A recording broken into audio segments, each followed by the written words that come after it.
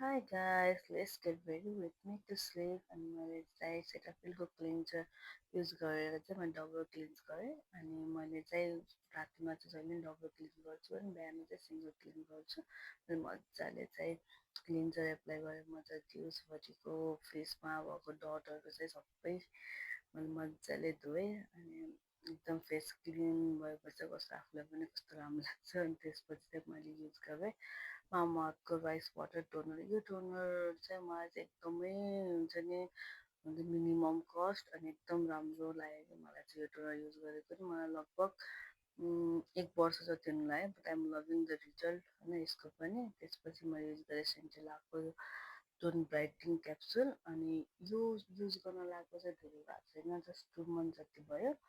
मलाई अहिलेसम्म चाहिँ मलाई यसको मन परिरहेछ यो पनि।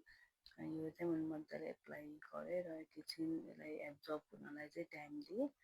त्यसपछि चाहिँ मैले यसलाई एकदमै एब्जर्ब हुनलाई एकछिन टाइम दिएपछि मैले फेरि यो कोरेसको म्युसिन एसेन्सलाई यो पनि सेम हो सेन्टेला र मैले यो चाहिँ दुइटैसँगै पर्चेस गरेँ हो। त्यही भएर मलाई चाहिँ 2 मन्थ जति भयो अनि दुइटै युज गरेको मलाई राम्रै लागिरहेको छ यो पनि।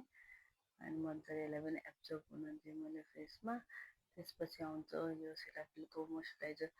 मलाई मोइस्चराइजर चेन्ज नगरेको लगभग 5 इयर्स जति हुन लाग्यो। मैले यति डब्बा सकेँ यो चाहिँ अहिले मेरो स्किनलाई चाहिँ एकदमै राम्रो भइरहेछ यसले चाहिँ मैले चाहिँ चेन्ज पनि गरेको छैन।